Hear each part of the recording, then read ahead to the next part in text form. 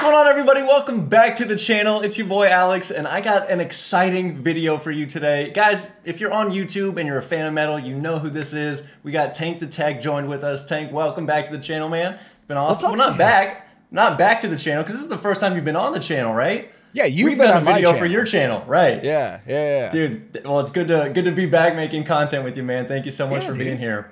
Thank you for having me on here. This will be interesting. Yeah, I think we got a good topic for today. So, guys, what happened to me recently is I was scrolling on social media, and I think it was a Metal Injection post on Instagram. They had this post about Bad Omens speaking out about venues taking merch cuts. And it was something that I made like a quick little video about. So, Tank, what I wanted to do is just like, I wanted to kind of showcase my arguments, which were very surface level, and I know that all these topics go like 5 miles deep, and you are the industry expert. So first of all, before I even jump into that, I want you to talk a little bit about your expertise. For anybody on the channel who doesn't know who you are, what's your background like in music and touring? So I've been in the music industry since I left college when I was 18, and I've done a lot of different things. I spent time in a band, like, you know, just van and trailer with the guys doing tours, and then I spent the last 15 years or so working for bands. And most recently, a lot of people that know me know that I'm a guitar tech, and I've also been a drum tech and a bass tech. But early on in my career, I was doing merchandise for bands. And I did that for years. And I've done it in different capacities, like working directly for a band. But I've also worked for merchandise companies, like that actually handle everything for the bands. And they just send somebody out on tour with them to do everything. So I've kind of gotten a glimpse of multiple sides of the argument with merchandise fees and how everything works. And you know, I saw you posting about this, and then I saw the article about Bad Omens, and this is a hot topic right now. Like, a lot of bands are speaking out about merchandise fees, but it's not quite as black and white as it looks. Okay. But I will say, for the most part, like, I'm on the band side of this.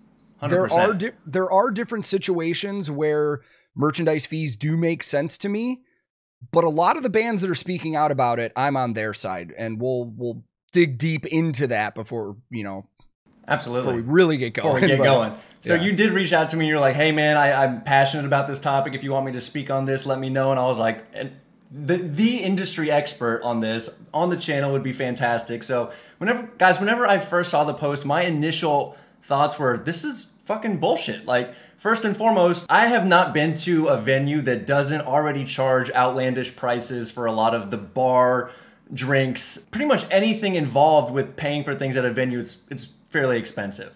So I'm thinking that the venue already makes a shit ton of money. The band is there, and now you're in a situation where the venue is taking cuts of the band's merchandise, but the band doesn't get anything from the drink sales. They don't get anything whatsoever from the venue except an opportunity to play, which is a huge opportunity. That being said, you think about the logic behind it, and in my mind, I was like, venues wouldn't really be a thing if it weren't for the bands.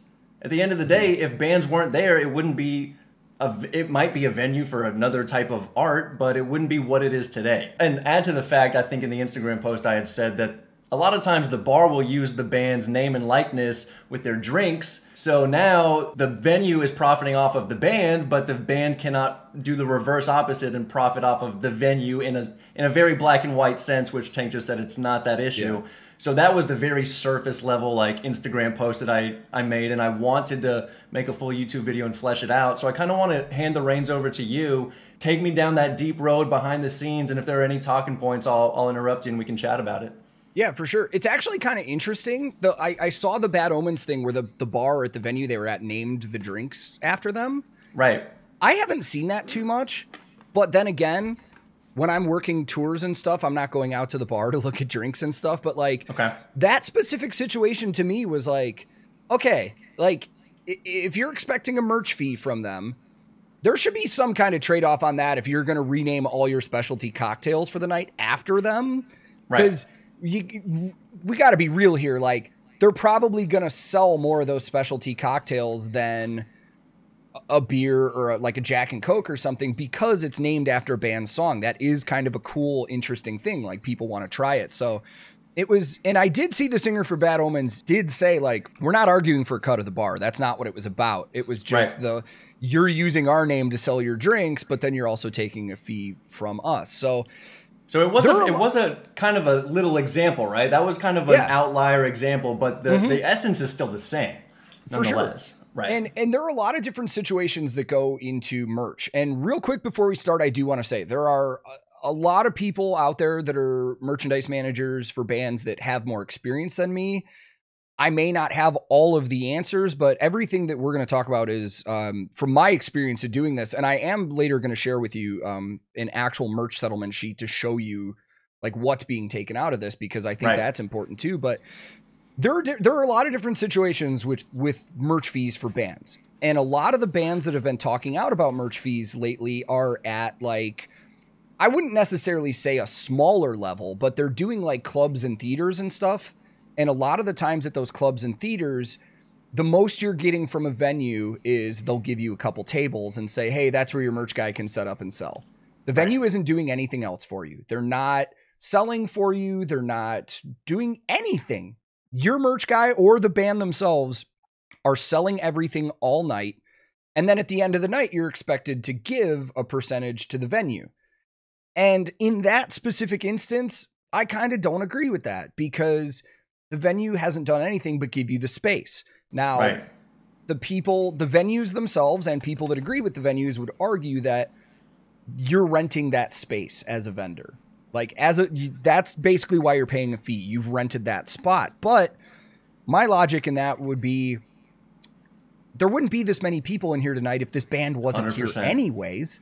But then on the flip side of that, you do have situations where the venue is doing an awful lot for you. I've done a lot of tours where in bigger theaters and arenas, there are actually full merch teams for those arenas that do the bulk of the work for you. Because let's say your band is playing at a 20,000 capacity arena, it would be physically impossible for one merchandise manager to do all that, because they're setting up multiple stands on different levels of the arena. They've got multiple people at each stand. They're counting in everything. They're displaying everything. They're putting their own price tags on everything. You're essentially handing your merch over with them and counting in numbers, and then they work all day. And in that instance, I can 100% honestly get on board with that fee, because they're working.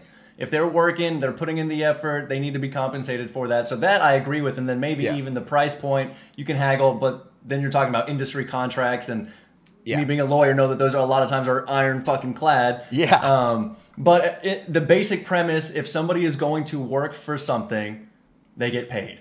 If not, if you're not doing jack shit, then you don't get paid. It shouldn't be that hard to comprehend. So that's and it's frustrating for these bands. I get it. It was frustrating for me as a merch guy for bands to count in everything, set up everything myself, sell for 4 or 5 hours to all the people that are coming through. And sometimes if it's a busy merch night, that's 5 hours of constant just money changing, t-shirts, all that. You never get a break. But then right after that, I have to give a percentage to somebody at the venue that literally hasn't done anything all day for our merchandise.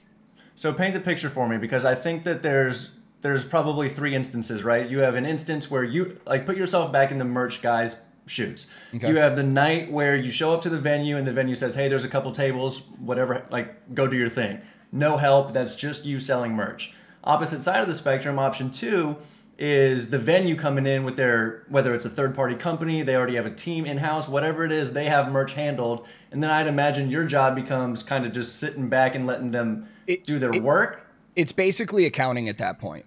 Okay. When you're on like an arena tour and there's a venue selling your merch every day, you're basically an accountant and an inventory manager at that point. So, for example, on one of the bigger tours I've done, all my merch was in a semi. And once the tour gets started, we would actually do projections. We'd find out how much merch we were selling every night, and we'd get a per head number, which is, let's say the first 3 shows of the tour, there's 10,000 people there every night, and we're selling $100,000 in merch every night. Right. That means we're going to sell $10 per head. And that allows you to make projections to figure out how much you should count in. So in that case, when you're showing up to a venue and they're going to be vending, like say an arena, I just have to get all of my merchandise ready in the morning, and then they'll meet up with me at like noon or something. We'll take all of it inside, and then we'll all count it together so we have an agreed upon number. Then from there, they take it. I have almost nothing to do the rest of the day when it comes to merch for that day. I just keep up with accounting and reorders if I need to.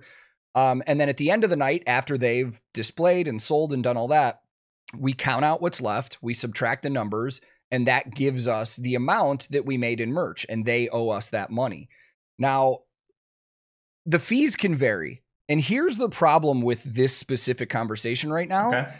A lot of these bands that are coming out and being like merch fees are bullshit, it's in their contract. And that's the problem. The problem is that agents for these bands are signing off on show deals that have 20, 25, 30% merch deals built in instances where there is no venue help, where their merch manager or that band is going to have to sell. So while that sucks, they can't really avoid it until show deals stop having merchandise fees in them for situations where a band has to do all the work. They really can't get out of it. Like we saw with Alpha Wolf, where they complained about the merch fees. They did it on stage. But even in their own video, their guitarist was like, we still had to pay it because it's in the contract. It's like, at that point, you can't, your argument's gone, unfortunately. Right. Like, and, from a contract law perspective, I'm not a contract attorney, but I know quite a bit about them. Even if you don't read the contract and you sign it, you are deemed to have read and understood everything, regardless of if you read a word or not.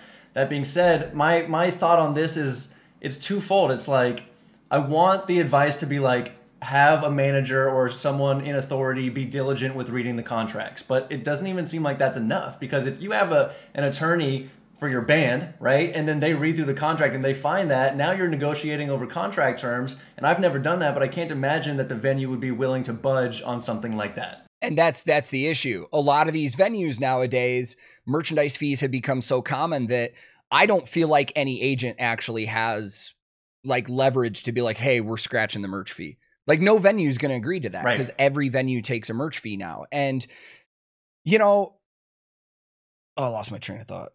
Well, it's been interesting too, because I did see that there is almost like a union type of thing going on, where a lot of venues, the ad said, or not ad, but the article said that hundreds of venues are now jumping on board where they're wiping their the merch fee, and that's not a thing anymore. But it's still such a huge relevant problem that I think that the hundreds that have done that is so negligible, because there are tens of thousands, if not hundreds of thousands of venues out there that are still operating that way.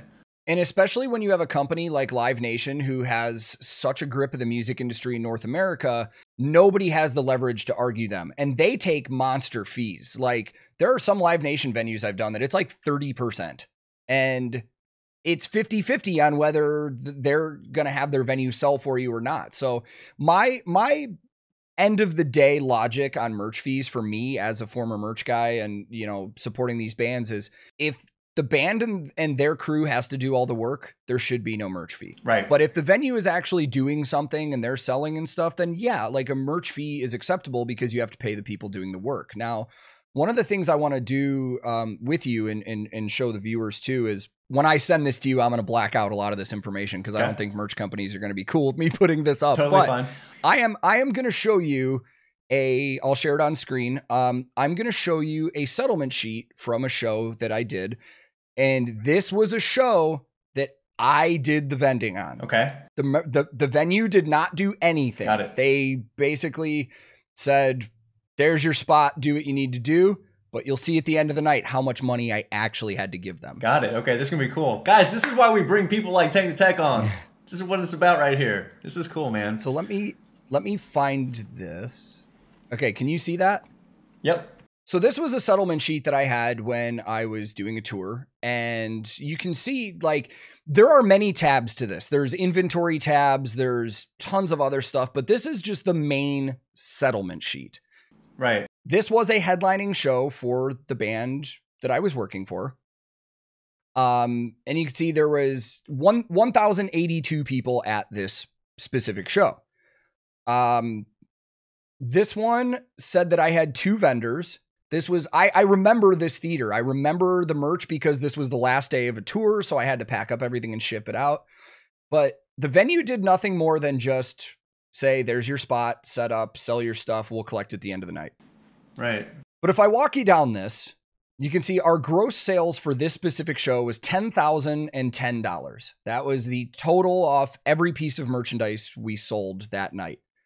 Now, I start walking you down through the rest of it. You'll see what comes out. So we had a 6.25% sales tax, but in Massachusetts, that tax is only on items that are non-clothing. There's no clothing tax in Massachusetts. So right off the bat, we take off $65.29, which we will retain. That's the one thing that bands, a lot of younger bands don't realize until they start getting into accounting. You're going to need to pay tax on all this stuff that you sell. Yep, so income tax. Yeah.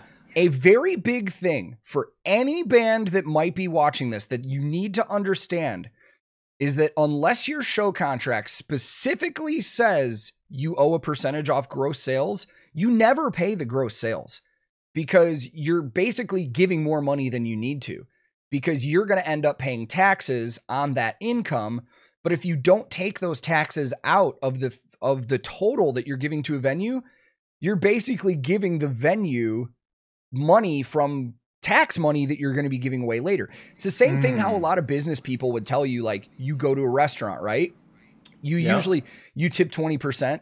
You usually tip 20% off what the total of your food service was. You're not going to add on the tax and do that as well. Now, sometimes I do that, but a lot of business people would tell you, no, you don't pay 20% off that tax included. You just pay the 20% of what your total was that you ordered. It's kind of the same thing with this. Because there's no clothing tax in Massachusetts, this tax fee wasn't that big, but you can already see you take $65 off the total. You get your gross after tax, which is $9,944.71. But then after that, we have a line here for bootleg. We didn't have bootleg at this show because it was smaller, but at a lot of arena shows, you see people outside in the parking lots with t-shirts. That's all bootleg. Those are people that are not a part of the tour. Those are people that have somehow gotten a hold of the image of the tour and made their own shirts. So at bigger shows, we actually hire off-duty police officers to be bootleg security in the parking lots. Now, sometimes there's a fee for that, but there wasn't, so we're not going to take anything out. Okay. But then I used our own credit cards, and there's a credit card fee. So there's a 4% credit card fee off of the total credit card sales we had, which was $3,700 of that. We're then going to take out $151.40. So then you get to your adjusted gross, which is $9,793.31. Okay. That is the number that any band should be paying a fee off of. It's after your credit card total, or after your credit card fees and after your taxes. You're not going to pay a venue off that stuff because, again, you don't want to pay off the gross because there's fees that you're going to pay.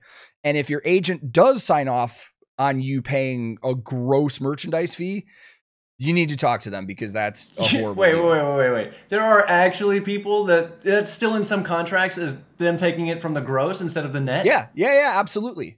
And then there are some venues that are hoping that bands or merchandise managers don't look at their contracts and they try and tell them it needs to be gross when it's not. So I'll give you a really quick example of this. On this same tour, we did a show where, and one of the important things I totally forgot to bring up is if you're a merchandise manager for a band, you should be advancing these. You should get the show contracts from the band's agent so you know exactly what that fee is, and you should advance these shows. So for me, between 10 and 14 days out from a show, I would advance it. And my advance was thorough. I would say, hey, this is what my contract says our fee is. Confirm if this is correct, and we'll, go from there. But then I also asked all the little questions. Where am I setting up? How much room do I have? Like stuff, everything I need to know to do the show. So that when I get there and when we settle, it's already in writing. So got it. That is where it is advantageous to do that, where this story comes in. We did a show on this same tour where I advanced the show. The manager of the venue agreed upon everything. I went in, I sold, I did everything myself. And then at the end of the night, when I started settling off of this same kind of sheet, the guy that was collecting the money, a guy from the venue who I had not ever spoken to once the whole day. Didn't do a damn bit of work. Yeah. He stopped me while I was taking out tax and stuff and goes, no. You're giving us 25% of the gross. And I was like, No, that's not how this works. And I even advanced this with your venue manager, and he agreed that it was the adjusted gross because we're retaining the taxes, we're retaining the credit card fee. Right. I'm not paying you off the gross. And unfortunately, sometimes these people at these venues can get pissy about it. This guy, without actually saying it, basically threatened to take me out back and beat my ass. And like, oh, shit. And I'm like, listen, dude, I already advanced the show with your venue manager. If you, this is what I'm giving you. And if you have a problem with it, you can contact management. Right. And long story short, it actually blew up into a big thing where I had to call on the radio. I had to call my tour manager, my production manager, and have them come in because it felt like we were going to get into a brawl with this venue guy over. Jesus Christ. Yeah, it's ridiculous. So unless it's stipulated in a contract that you need to pay off the gross, which is a shitty contract, you always need to be taking out tax and credit cards. Especially in the instance, though, real quick, let me backtrack, where you said that there are venues out there that will just try to be sneaky about it and still collect that even though it's not in the contract. That right there is a cold, hard tip that you can take home, which is to review those contracts, have somebody review them and make sure that that's not in there. So, I mean, it even sounds like even in a situation where it's not in their contract, not a lot of times, but there are instances where the venue will give you a hard time, like you experienced, give you shit, put you in a weird position, and just try to take something that's not theirs. So I hate to admit this because I didn't know any better at the time, but when I was young, like 19, I worked at a music venue outside of Chicago. Okay. And after almost every show, our manager of the venue would tell me to go collect 20% from the bands. Most of these bands that came through did not have a merch fee in their contract. The venue manager was hoping that by me going to collect, they would just not know and give us free money. And it happened a lot. And when I started getting experience doing this, I looked back at those situations and I was like, he was totally having me take advantage of bands for the venue and they didn't know it. And that happens.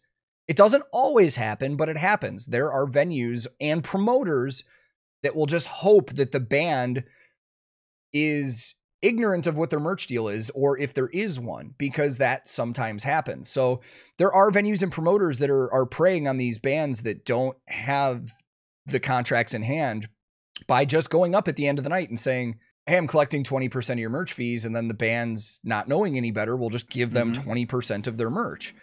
So it's unfortunate, man, that is happening, but it is. And when that happens, that's just somebody getting free money.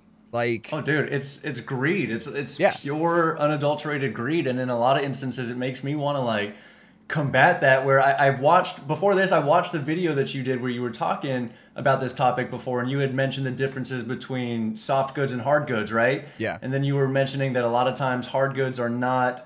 There's no like hard good fee. Is that correct? But there's a soft. It's usually fee. lower. It's usually lower. Okay. So if a soft fee, which is like wearables, like t-shirts, sweaters, hats, if that's like 20%, the hard fee, which is like usually CDs and music and stuff like that, that'll be as low as 10% usually, if there's a fee on that at all. So, and I think they do that just to make it a little more reasonable, because it's like when it comes to music and stuff, it's like, t-shirts is one thing. A venue can have an argument to take fees from t-shirts, but when you're trying to take a fee of people's music that they're selling, like, so they usually keep that one lower. It puts me in a position that I don't like, because it makes me want to try to do some like sneaky shit to advocate for the band, where I'm like, okay, if venues are going to be like that, and let me preface by saying I'm sure there are a lot of great venues out there, maybe smaller venues, bigger ones that don't operate in a predatory manner, that are great for the artists. And it's awesome, right? So I'm not going to discredit them, but it makes me want to say, well, all right, bands, why don't you just fucking sell, I saw this in one of the comments, sell like a CD and give away a free t-shirt with it. Like, let's try to get some loophole shit, or like, let's set out, you know. Bands do it.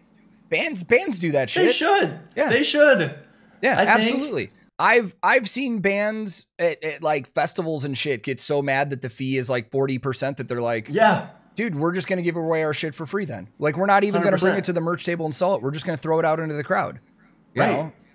And then, or you do an impromptu meet and greet. Like, if this wouldn't work for a bigger band, like Bad Omens, probably Falling in Reverse, definitely not. But maybe these smaller up and coming bands just say, all right, fuck it, let's do an impromptu meet and greet from a tour bus or something after the show and buy all the merch. Like, it's not the most ethical, but who are you playing against? Totally. Right? And to that argument, I actually have a very close friend of mine who is a merch manager and has been for over 15 years. We were talking about this the other night, and he was kind of on the side of well, you're renting the space from the venue, so you owe him a fee. And he basically said, if you don't like it, sell outside. I mean, that's what you do. I mean, if you don't want to pay a merch fee to a venue, go sell it outside. And that is an option. I've seen bands do it. Even more so to that was the argument, because I oftentimes put myself in the other shoes, right? So I'm trying to think, what argument would I say for the venue? And the one I came up with was, yeah, hey man, we're paying rent on this space every month. You are here setting up shop in this little corner. So you are to pay for that because you're renting the space. And then I'm like, okay, well, let me argue against that. And now exactly what you said at the beginning of the video. Well, the band is bringing in all these fucking people that weren't here in the first place. Yeah. So the only situation where it could be in the venue's advantage is, I don't know, if there was nobody that shows up and the band couldn't sell any tickets, or maybe in that fringe example. But other than that, I can't think of a good response to that. So yeah. And when we go through the rest of this, you'll see how wild this is, because let's go, man. We've already taken out the sales tax. We've taken out the credit card fee. So now we get to our actual fees, and you'll see right here, there's a hall percentage and a vendor percentage. And what that is, hall percentage is the venue. Okay. Vendor percentage is me. A lot of merch companies and a lot of bands, if their merchandise manager is the person that is actually physically setting up and selling that night, they'll give them a certain percentage to hire other vendors, or, if it's a good night, vend themselves. They get a percentage of the sales kind of as incentive, Right. So the vendor percentage is 5%. And you can see the total off that is $489.67. But since I had another vendor that I hired to help me, we split that in half. So each of us made $244 that night for selling merch. Okay. But now look at your hall percentage. That deal for that show was 25% on merch. So we paid $2,448.33 to a venue that didn't do anything with our merch that entire day. Now, again, some people would argue that that's our fee for renting that space and selling merch. But when you start looking at, the net totals and stuff, it's like, the bottom lines that I had here was, $18 for house and crew sales. That's a lot of these merchandise companies don't do freebies. Like, if somebody from the venue's like, hey, can I get a shirt? They're like, no, but we'll give it to you for half off. So that happened that night. Somebody wanted a shirt, and we sell half sales. And then the miscellaneous income is my vend that was withheld. That was the $244, which is my half of that 5%. And then the credit card fee. So your final net total is $7,334.84. That's the money that the band is actually walking away with themselves. But as you can see, we gave almost $2,500 of that to the venue. Like, $2,500 of that to a venue that didn't do anything. And when you're talking about bands that are on the road in van and trailers, and every little dollar helps there with gas and getting to the next show, $2,500 is a lot of money to a band that's trying to survive on the road, dude. And now instead of using that on new merch, or maybe getting a hotel room for the first time in a while to just sleep well and shower, or feeding themselves, $2,500 straight to a venue. Yeah.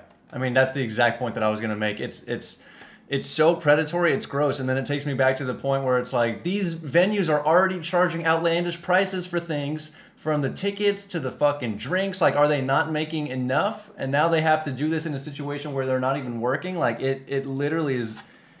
I need to look up the legal definition for theft or robbery, but it makes me want to like see which elements fit what and see what's going on here. Yeah, well, I mean, again, though, the big problem is that most of these merch fees are in contracts. Like, that's... And it's like we said, though, it's not even enough that you know that. And it's not even enough that you have a lawyer figure that out, because at the end of the day, you're going to how are you going to convince the venue to take that out of the contract? Yeah, it's not going to happen. I'll tell you right now, from my experience, it'll never happen unless it's a situation, because there are a lot of variables that we haven't talked about. Like, say a band comes in that has a younger crowd. The venue's not going to make as much on the bar that night, and the venue knows that. So that's why they're going to have, you know, a merch fee will make up for bar sales that they may not have.